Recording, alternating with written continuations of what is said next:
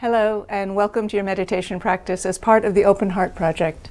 My name is Susan Piver, and I am delighted to be able to give you meditation instruction and to sit together with you. Today we're going to sit together for 10 minutes with a cat. And so please take your seat, get settled, whether you're seated on a cushion on the floor with your legs crossed loosely in front of you, one ankle in front of the other, not on top, or in a chair. And if you sit in a chair, please sit with your feet flat on the floor and be assured that there is no spiritual advantage to sitting on the floor. Sitting on a chair is equally as spiritual. Would you like to settle down? As we get settled, I want to talk to you about what is called the second paramita, or transcendent action. The 6 paramitas are the actions that we can each take if we want to bring more goodness and kindness and love and joy into our lives, which I know we all do. There are 6. The first, generosity, we talked about last week, and if you like, you can go and look at that video, but you don't have to. Each paramita stands alone. The second paramita, which we're going to look at today, is called discipline. And discipline is a tough one for me. I don't feel necessarily that I have great discipline, meaning if I want to make myself do something, I often can't do it. Fortunately, the Buddhist definition of discipline does not include making yourself do something that you would rather not do completely. Generosity is a kind of opening. There's this sense of, I am so open to my environment and to the contents of my own heart, then when something is needed by someone else or the situation, I can give it so easily because I'm very attuned, I'm very open. Not me, but one, let's say. So there's this sense of expansiveness and opening. And with the second paramita, discipline, there's a sense of, okay, let's tighten this up. Let's not be big piles of mush. Let's also bring some rigor and some precision into our actions. So discipline has to do, one could say, with the way you hold your mind. One way to look at it, and there are a vast quantity of ways to look at this topic of discipline within the Buddhist view, is the way to hold your mind is to pull it back from the 3 poisons. The 3 poisons are things, they're poisons. Everybody knows what poison is.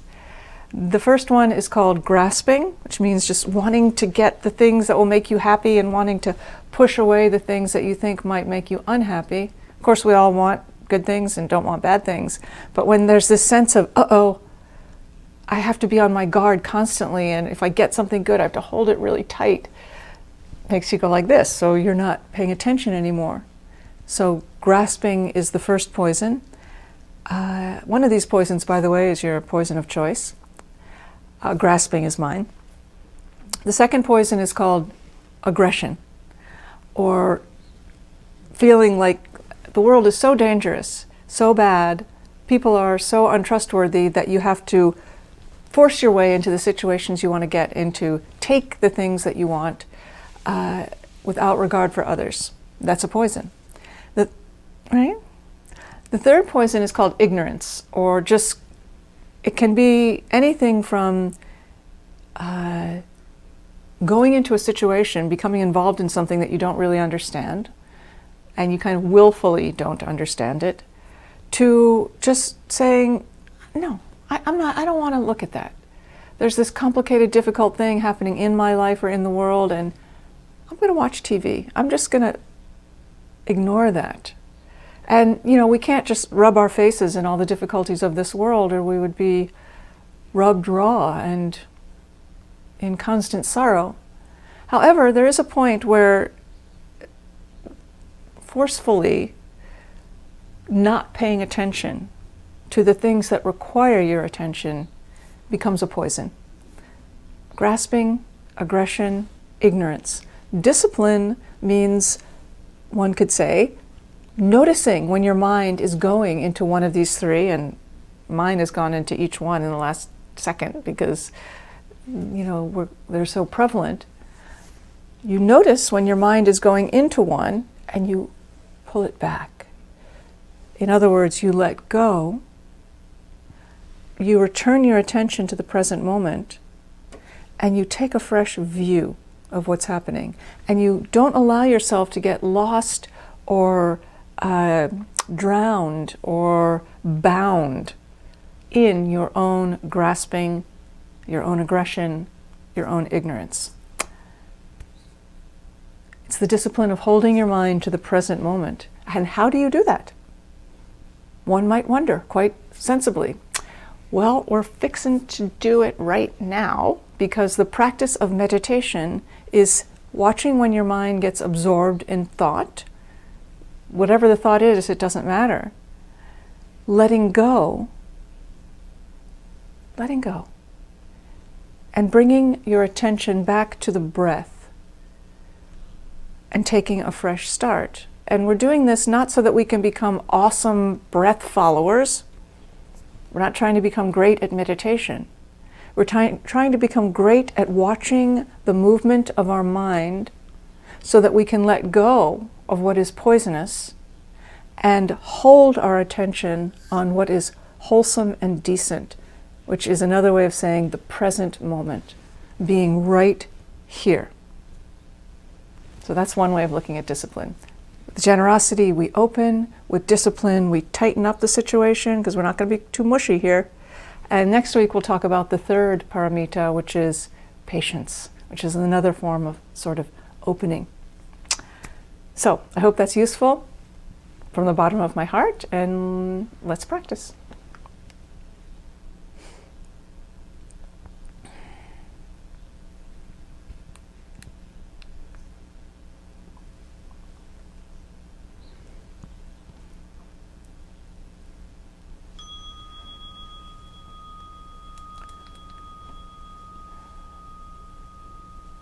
So please begin your practice by softening,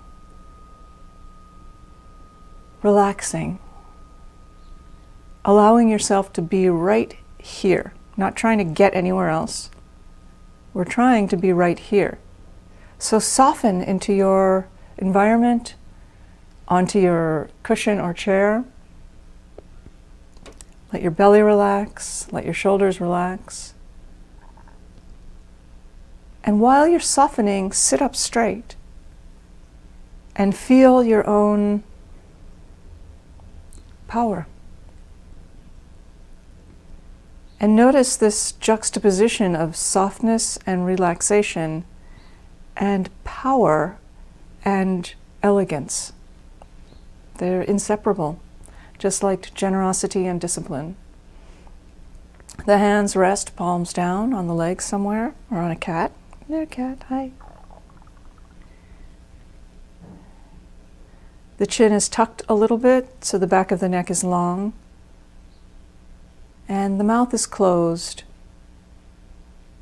The lips and teeth are slightly parted. And the tongue rests on the roof of the mouth, just behind the upper teeth. The breath is natural, in and out through the nose. And the eyes are open. And the gaze is cast down to a comfortable spot. And let the eyes be really, really soft. And the crown of the head reaches up a little bit.